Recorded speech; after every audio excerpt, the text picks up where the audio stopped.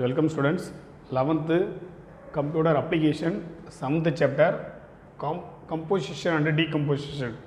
அதாவது ஒருங்கிணைத்தல் விவரித்தல் அப்படின்ற ஒரு டாப்பிக்கில் ஸோ அந்த சாப்டரில் நம்ம என்ன பார்க்க போகிறோம் அப்படின்னு பார்த்தீங்கன்னா அதாவது 3 மெயின் நொட்டேஷன்ஸ் அல்காரிதம் அப்படின்றத பற்றி பார்த்துட்டு இருந்தோம்.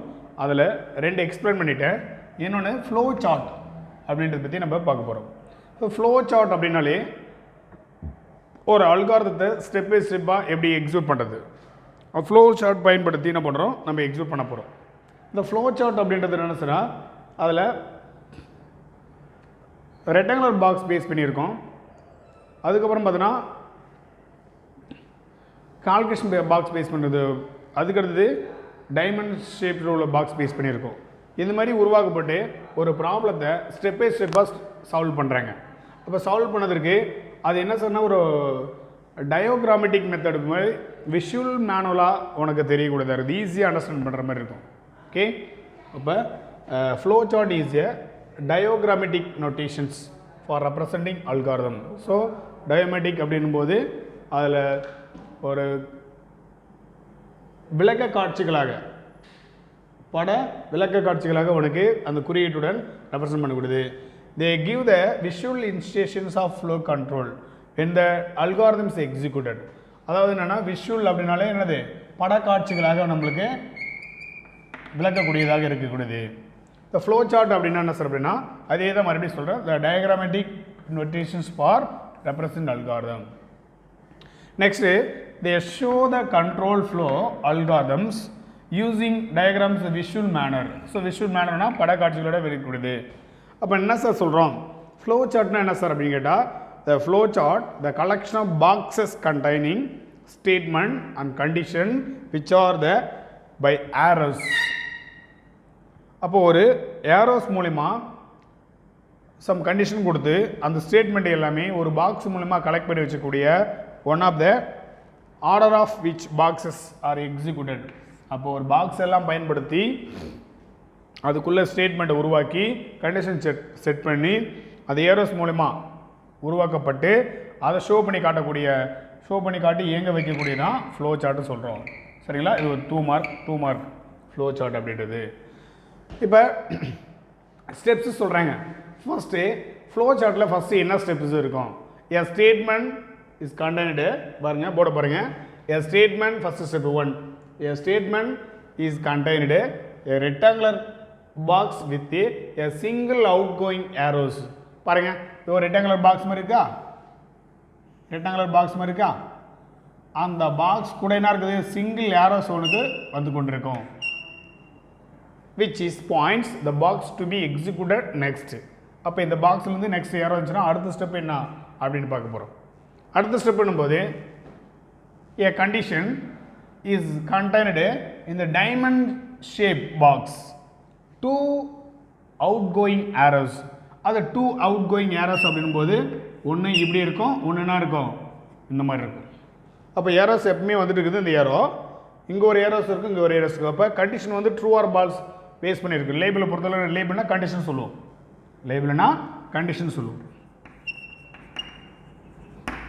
அப்போ ட்ரூ ஆர் ஃபெயில்ஸ் பண்ணியிருக்கோம். கண்டிஷன் இப்போ சி அப்படின்னு ஒரு இருக்குன்னா கண்டிஷன் ட்ரூ ஆனிச்சுன்னா ட்ரூ பிளாக் எக்ஸிக்யூட் ஆகும், கண்டிஷன் ஃபால்ஸ்னா ஃபால்ஸ் பிளாக் எக்ஸிக்யூட் ஆகும். ஸோ இந்த மாதிரி எக்ஸிக்யூட் ஆகுதான் இந்த டைமண்ட் ஷேப்பில் இருக்கக்கூடிய ஒரு பாக்ஸோடைய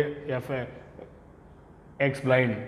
தென் அப்போ பேரலல் கிராம் அப்படின்னா இந்த பாக்ஸோட பேருனா பேரலல் கிராம் பாக்ஸோட ஷேப் எப்படி இருக்குது பாருங்களேன். அதாவது பேரலல் கிராம்னா நாற்கரன்னு சொல்லுவோம். பேரலல் கிராம்னா நாற்கரம் ஒரு வடிவத்தில் உள்ளது, அதை ரெப்ரசன்ட் பண்ணக்கூடாது. இது எதுக்கு சார் அப்படின்னா give the input and output produced. Input கொடுப்பதற்கும் அவுட்புட் வாங்குவதற்கும் அது வழங்கக்கூடிய பேரலல் கிராம் பாக்ஸ் அப்படின்னு சொல்லக்கூடியது நாற்கர பெட்டி. இதை பயன்படுத்தி இன்புட் வாங்கிக்கலாம், அவுட்புட் வாங்கிக்கலாம். ஓகே, ஈஸியாக உனக்கு புரியுது பாருங்கள். இப்போ இது இன்புட் கொடுப்பதற்கு, இது கால்குலேஷன் போடுவதற்குன்னு அப்படின்னு. ரெக்டாங்குலர் பாக்ஸை பொறுத்தவரைக்கும் அது ஒரு அவுட் கோயிங் பாக்ஸ், இந்த பாயிண்ட்ஸை மென்ஷன் பண்ணுறதுக்கு A, B, C அப்படின்னு சொல்லி மென்ஷன் பண்ணுறதுக்கு. டைமண்ட் ஷேப் பாக்ஸ் எதுக்கு, அதாவது ஏவா பியா, ஏவோட பி கிரேட்டர்னா செக் பண்ணுறதுக்கு கண்டிஷன் செக் பண்ணுறதுக்கு பயன்படுத்தக்கூடியது இந்த டைமென்ஷன் பாக்ஸு. பேரலோகிராம் பாக்ஸ் அப்படின்போது இன்புட் கொடுத்து அவுட்புட் வாங்குவதற்கு இந்த இன்புட் கொடுப்பதற்கும் அவுட்புட் வாங்குவதற்கும் ஒரே பாக்ஸ் தான் அது பேரலல் பாக்ஸ் அப்படின்னு சொல்லக்கூடியது. நெக்ஸ்ட்டு ஸ்பெஷல் பாக்ஸ் அப்படின்னு சொல்லக்கூடியது. ஸ்பெஷல் பாக்ஸ் அப்படின்னு சொன்னால் அதாவது ஸ்டார்ட் அண்ட் எண்டு அது எந்த மாதிரி சார் இருக்கும் அப்படின்னு பார்த்தீங்கன்னா வரைஞ்சி காட்டுறதுக்கு பாருங்களேன். இப்போ இந்த மாதிரி start and end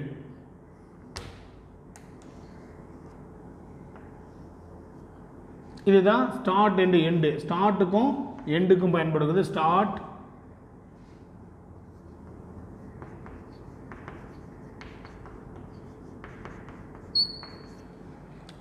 and end. The special box marked start and end are used to indicate the start and end of the execution.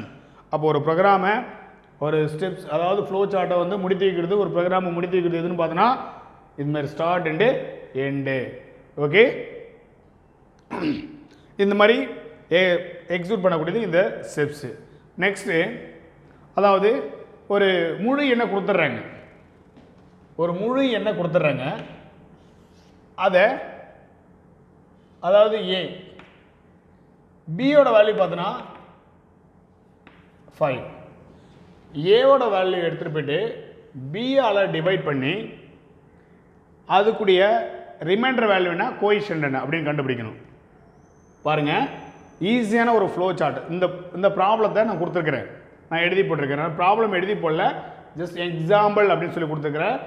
பாருங்கள், ஏ என்ற ஒரு முழு எண்ணு, பி என்ற வேல்யூ அந்த வேல்யூவில் டிவைட் பண்ணுறேன். டிவைட் பண்ணி வந்த வேல்யூவை எனக்கு ரிமைண்டர் வேல்யூனா கோஎஃபிஷியன்ட் வேல்யூ. அப்போ ரிமைண்டர் என்னென்னா ஆர்னு நம்ம அஸ்யூம் பண்ணிக்கோ, கோஎஃபிஷியன்ட் என்ன பண்ணுவேன் கியூன்னு எடுத்துக்குவோம். ஓகேவா? ஸோ பாருங்கள், ஈஸியான ப்ரோக்ராம் தான், அதுவும் நல்ல புரிஞ்சிக்கூடிய ப்ரோக்ராமாக தான் இருக்கும்.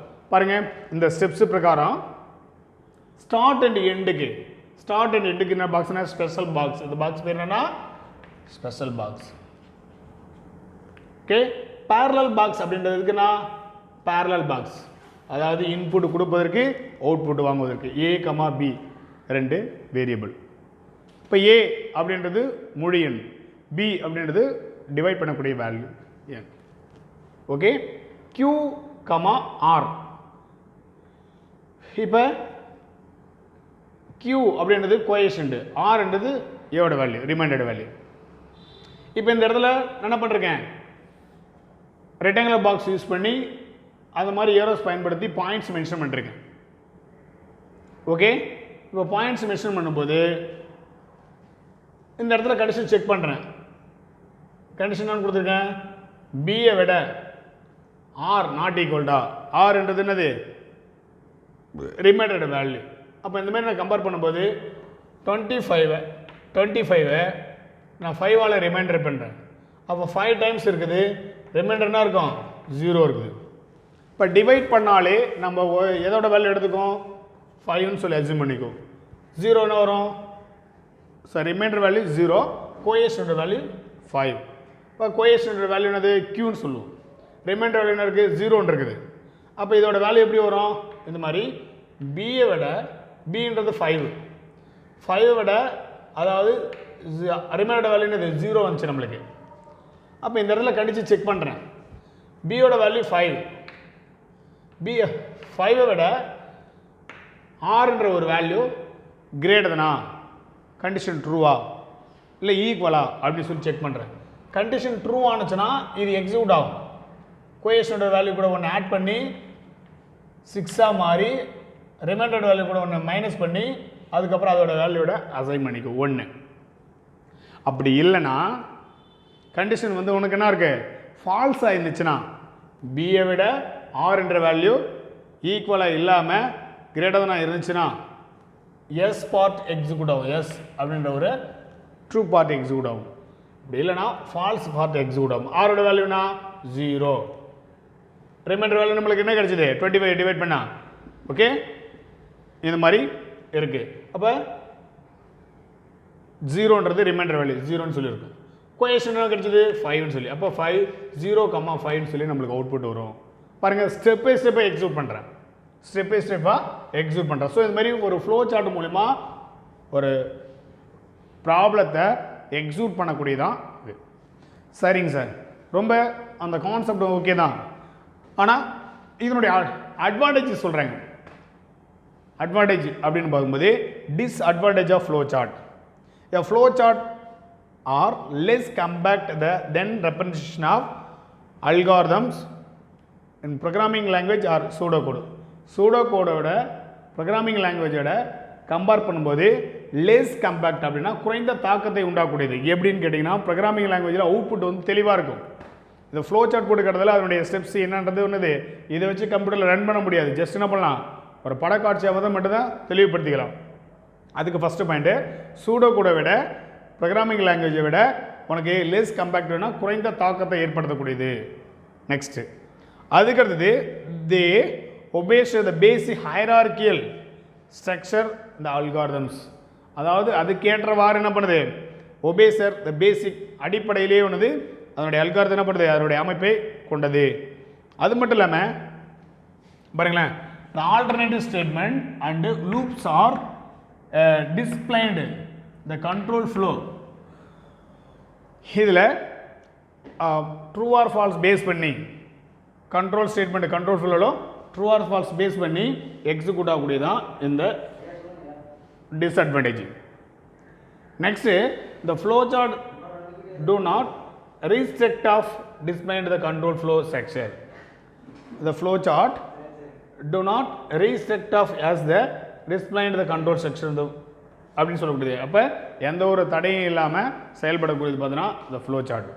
அப்போ இதுலேருந்து நம்ம என்ன தெரிஞ்சுட்டோம் அப்படின்னு பார்த்தீங்கன்னா, ஃப்ளோ சார்ட் வித் எக்ஸாம்பிள் அப்படின்னு கேள்வி கேட்டால் இதை மட்டும் என்ன பண்ணோம், தெளிவாக 3 மார்க்கில் 2 மார்க்கில் கேட்கறதுக்கான வாய்ப்பு இருக்குது.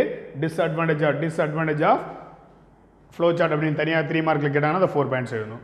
ஓகே ஸ்டூடெண்ட்ஸ், 1 டைம் 2 டைம் என்ன பண்ணுறீங்க, அதை வியூ பண்ணி பாருங்கள், புரியும். Thank you students.